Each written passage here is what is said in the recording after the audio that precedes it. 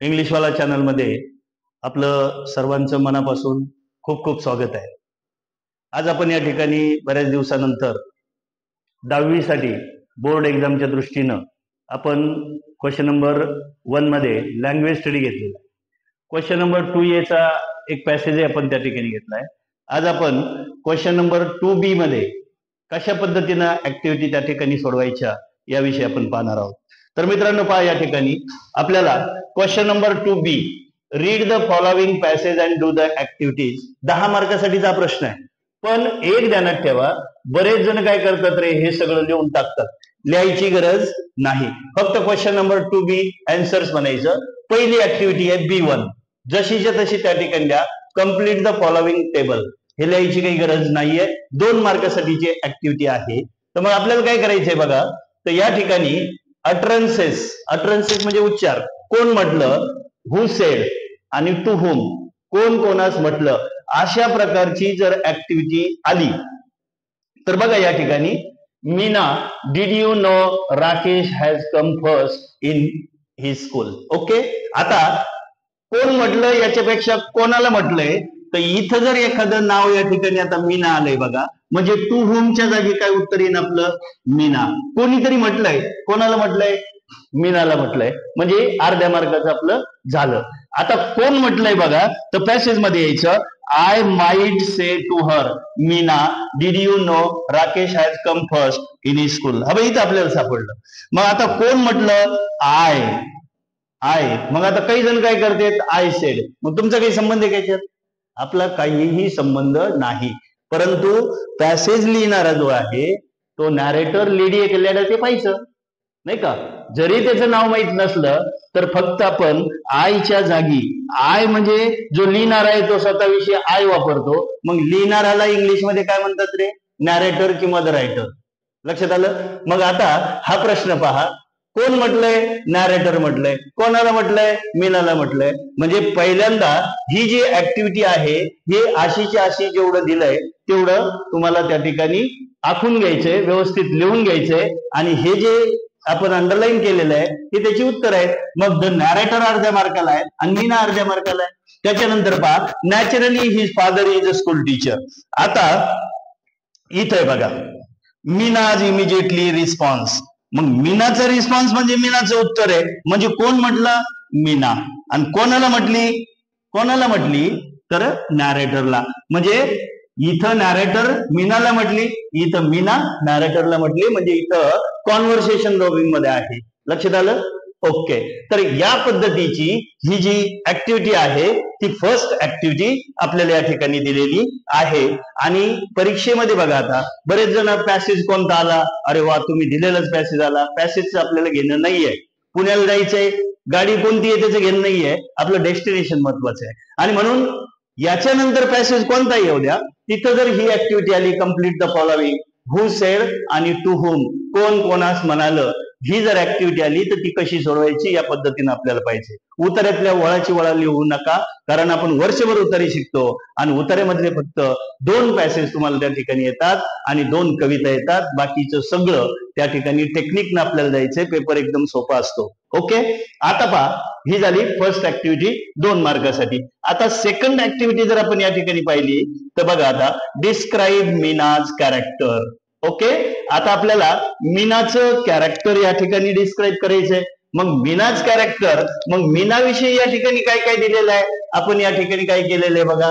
Meena is a good friend of boy. काय काय आहे ते आपण बोल्ड केलेलं आहे बघा. Meena is a good friend of mind. मग गुड फ्रेंड ऑफ माइंड माझी आहे. आता बरेच जण काय करतात, हे लिहून टाकीत, Meena is a good friend of mind. Mind म्हणजे माझी. मग तुमची फ्रेंड आहे कधी नाहीये. कोणाची आहे, writer. Meena is a good friend of the narrator. Okay, त्याच्यानंतर there was always something strange about her. She was forever unhappy. बघा, तिचं कॅरेक्टर कशी आहे की ते सांगायचंय. Whenever I met her. आता बरेच जण काय करतात, हे आय आहे ना, हे आय जसंच्या तसं लिहितात आणि तुम्ही काहीच कारण नसताना या पॅसेज मध्ये किंवा तुमच्या बोर्ड एक्झाम मध्ये तुम्ही त्याच्यात घुसता. बघा, तुमचं घुसायचं काहीच कारण नाहीये. मग आपण बघा, मागच्या पॅसेज मध्ये सुद्धा तुम्हाला काय सांगितलेलं आहे, तर इथं तुम्हाला आयचं काय करायचं रे, ही करा, शी करा किंवा नेम. नेम म्हणजे नॅरेटर म्हणा. मीच तुम्हाला काय करायचं रे, तुम्हाला या ठिकाणी मीच हिम हर करा. मायच तुम्हाला काय करायचं रे, हीच किंवा हर करायचं, किंवा त्या नावाला जे नाववर तुम्ही घेणार आहेत त्या नावाला यस लावा, किंवा त्या ठिकाणी जर आवर आलं तर त्याचं काय करा रे, देअर करा. अस आलं देम करा. लक्षात येते का बा. तर हे शब्द तुम्हाला या ठिकाणी काय करायचे रे, बदलायचे. वीच दे करा. तर या पद्धतीनं उतार्यामधून ज्यावेळी तुम्ही एखादा भाग उत्तर म्हणून लिहिताय, बरोबर आहे का, मग आता तुम्हाला हा भाग उत्तरामध्ये लिहायचा आहे तर तुम्हाला आय म्हणता येणार नाही. तर मग नॅरेटर कोण आहे, एक तर नॅरेटर म्हणा, रायटर म्हणा, किंवा लिहिणारा लेडी लेडा कोण येते पहा. आता इथं लिहिणारी लेडी आहे म्हणून तिचं एक तर शी करा किंवा त्या ठिकाणी नॅरेटर करा. आणि त्याच्या आधी जर नॅरेटर कुठं आलेला असेल तर त्याचं सर्वनाम शी घ्या. मग इथं आपल्याला काय करायचंय रे, शी. इथं परत काय रे, she. It was as though her gloom and, म्हणजे जे बोल्ड केलेलं आहे, she never had anything positive to say, नाही का. या पद्धतीनं तुम्हाला याच्यातून तुमचं मीनाचं कॅरेक्टर डिस्क्राईब करायचंय. परंतु ते कॅरेक्टर डिस्क्राईब करत असताना तुम्हाला फर्स्ट पर्सन सर्वनाम जे आहेत ते थर्ड पर्सन मध्ये करायला लागतील. काही अडचण आहे कोणाला बघा. म्हणजे एक गोष्ट लक्षात घ्या की पहिली ऍक्टिव्हिटी आणि दुसरी ऍक्टिव्हिटी आपल्याला फक्त त्या ठिकाणी पॅसेजवर आधारित आहे. पॅसेज मधल्या वळाची वळा लिहायच्या नाहीये.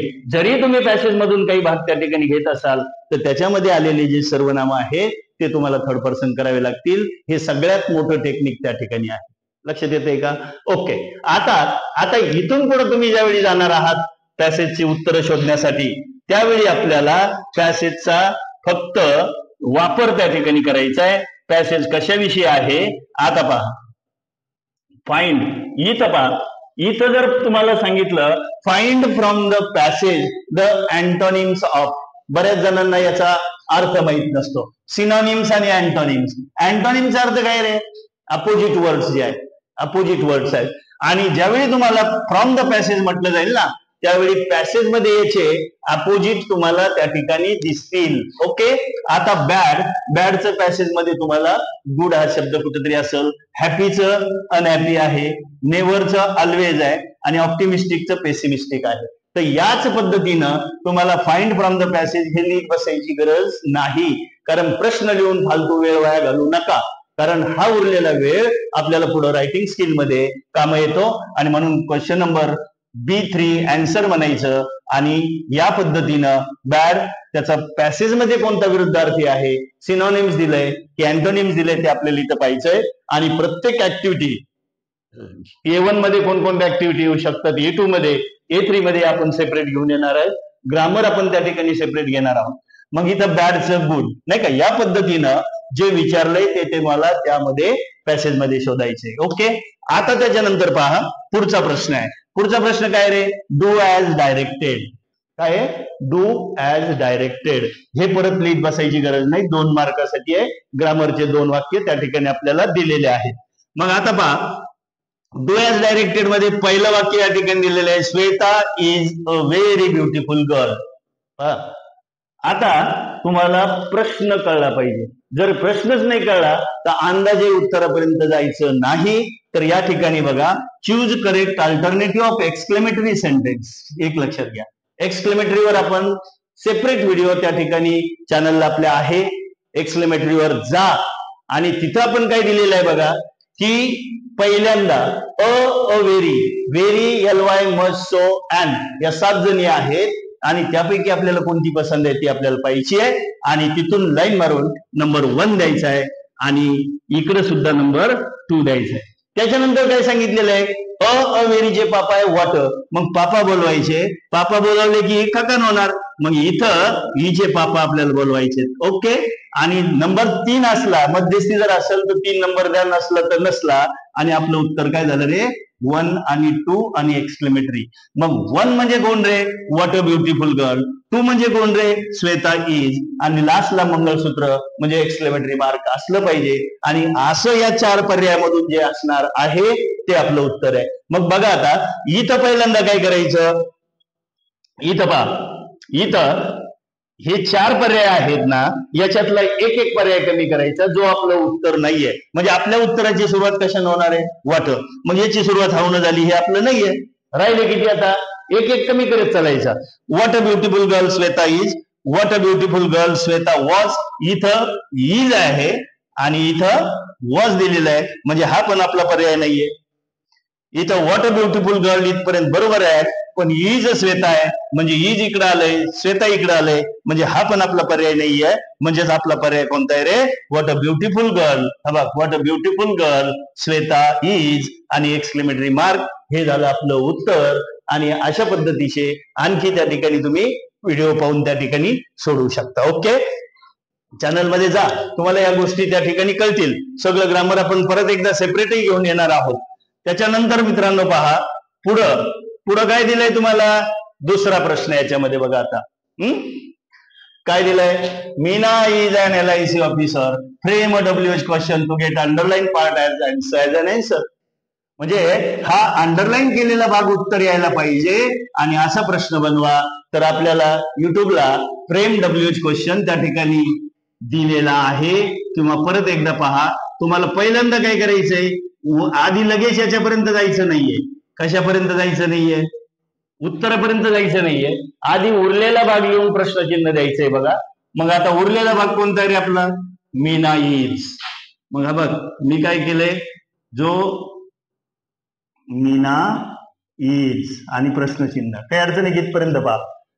लाईन मारलेल्या भागाकडे पाहिजे सुद्धा नाही. आपण सुद्धा बघा, जिथं लग्न झालं तिला पाहायला जातो का? जिथं लाईन मारलेली तिथे जातो का? लाईन मारलेलं सोडून जे राहिलेलं आहे ते आपल्याला पाहिजे. आणि मग हा उरलेला भाग आपण या ठिकाणी लिहिलाय, प्रश्नचिन्ह दिलाय. त्याच्यानंतर परत एकदा पहा, तुम्ही जर चॅनलला गेलात तर तुम्हाला या गोष्टी कळतील. बघा, मग काय करायचंय, एक तर ऍक्झिलरी जर असेल तर त्या ऍक्झिलरीला टाकीवर घ्यायचं, म्हणजे पुढं घ्यायचं, असं पुढं घ्यायचं. आणि जर ऍक्झिलरी नसेल तर D3 म्हणजे काय सांगितलेलं आहे रे मी? V1 असलं तर डू घेतो आपण, SES असलं तर काय घेतो रे? डज घेतो. आणि V2 असेल तर डीड घेतो. हे आपल्याला या ठिकाणी चॅनलमध्ये निश्चितपणानं तुम्हाला त्या ठिकाणी मिळणार. मग याच्यामधून आता इथं कोण आलंय? ऍक्झिलरी आलं तर त्याला फक्त टाकीवर म्हणजे पुढे घ्या. आणि जर ऍक्झिलरी नाही आलं तर D3 V1 म्हणजे डू डज डीड आपल्याला घ्यावं लागतं. त्यावेळी पुढे V1 करायचं असतं. पण सध्या इथं कोण आलेलं आहे? ऍक्झिलरी आले. त्या ऍक्झिलरीला फक्त पुढून घ्या. बघा, 2 कृती आपण केल्यात.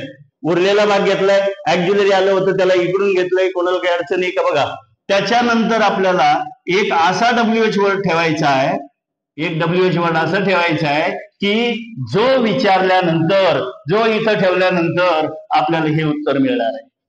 बघा बरं, मग आपल्याला काय दिलंय बघा, हाऊ इज मीना. मीना कशी आहे? हे उत्तर मिळतं का? नाही मिळत. Where is Meena. मीना कोठे आहे? असं जर म्हणलं तर LIC ऑफिसर उत्तर मिळणार नाही. मग आता बघा, व्हॉट इज मीना. मीना काय आहे? उत्तर मिळणार नाही. मीना कोण आहे? हु इज मीना. तर अशा पद्धतीनं आपलं हे त्या ठिकाणी उत्तर झालं. आपली 8 मार्काची ऍक्टिव्हिटी इथपर्यंत क्लिअर झालेली आहे. त्याच्यानंतर पहा, आता आपल्याला काय दिलेलं आहे बघा, काय दिलेलं आहे तर बघा, आता पर्सनल रिस्पॉन्स. आणि कृपया पर्सनल रिस्पॉन्स मध्ये लिहिता नाही आलं तरी चालेल, चव घालू नका. पुढं रायटिंग स्किल मध्ये मार्क कमी मिळतात. आणि म्हणून काय करायचं, पर्सनल रिस्पॉन्स मध्ये पर्सनलीच आपल्याला त्या ठिकाणी काय करायचंय, उत्तर द्यायचंय. पर्सनल रिस्पॉन्स कसा ओळखायचा? जर त्याच्यामध्ये यू किंवा युवर आलं तर तो आपला पर्सनल रिस्पॉन्स आहे. पहिलं काय करायचं रे, जिथं जिथं यू दिलेलं आहे तिथं आय करा. यू जर ऑब्जेक्ट म्हणून आलं तर त्याचं मी करा. आणि युवर जर दिलेलं असेल तर त्या युवरचं माय करा. एवढे बदल. आणि याच्यामध्ये बघा, आता यूचं आय, यू जर ऑब्जेक्ट म्हणून आलं तर मी, युवर आलं तर माय, हे या ठिकाणी आपल्याला चेंजेस केले पाहिजेत. लक्षात आलं? मग काय करायचं, B5 म्हणायचं, आन्सर म्हणायचं. इफ यू च्या ऐवजी काय करणार तुम्ही? आय. तुम्ही जर या यूचं आय नाही केलं तर तुम्ही तपासणाऱ्याला म्हणणार आहे, if you have a friend like Meena. तुलाच असं मीना सारखा मित्र, असं म्हणून चालणार नाही. तर if I have a friend like Meena, जसंच तसा बघ, if I have a friend like Meena आपण लिहून घेतलंय. आणि व्हॉट काढून टाका. आणि इथं याला परत एकदा साधं करून घ्या. साधं करताना करता आधी घ्या, ऍक्झिलरी नंतर रे. मग इथं परत युअरचं काय होईल रे? माय. मग बघ, my attitude towards a friend like Meena would be हा that I would be supportive and appreciative. मी तिला सपोर्ट करीन, तिचं कौतुक करल. I would accept her regardless of her background. मी तिचं जे बॅकग्राऊंड आहे त्या बॅकग्राऊंडचा विचार न करता मी तिला ऍक्सेप्ट करल. I would ensure that our friendship is build on mutual respect and respectful. Okay, तर या पद्धतीनं आपल्याला एक 2-3 ओळी मनानं त्या ठिकाणी तयार करायच्यात आणि ते उत्तर आपल्याला त्या ठिकाणी देऊन टाकायचंय. तर मित्रांनो, अशाच पद्धतीचे परीक्षेच्या दृष्टीनं 10वीच्या परीक्षेच्या दृष्टीनं आपण त्या ठिकाणी संपूर्ण क्वेश्चन पेपरवर संपूर्ण प्रश्न कशा पद्धतीने सोडवायचे याचं टेक्निक या ठिकाणी आपण घेऊन येणार आहोत. तरी आणि 28 तारखेला ऑफलाईन सोसायटी हॉलमध्ये आपण त्या ठिकाणी 10वीच्या विद्यार्थ्यांसाठी 8 ते 5 या वेळेमध्ये लेक्चर त्या ठिकाणी आयोजित केलेलं आहे. त्याची नाममात्र फी त्या ठिकाणी फक्त 200 रुपये आहे. ज्याला शक्य आहे ते त्या ठिकाणी ऑफलाईन सुद्धा ऍडजस्ट करू शकता. व्हिडिओज आपण सगळे त्या ठिकाणी क्वेश्चन पेपर देणार आहोत. तर कोणाला काही अडचण असेल तर त्या ठिकाणी कमेंट बॉक्समध्ये कळवा. धन्यवाद. थँक्यू. बाय.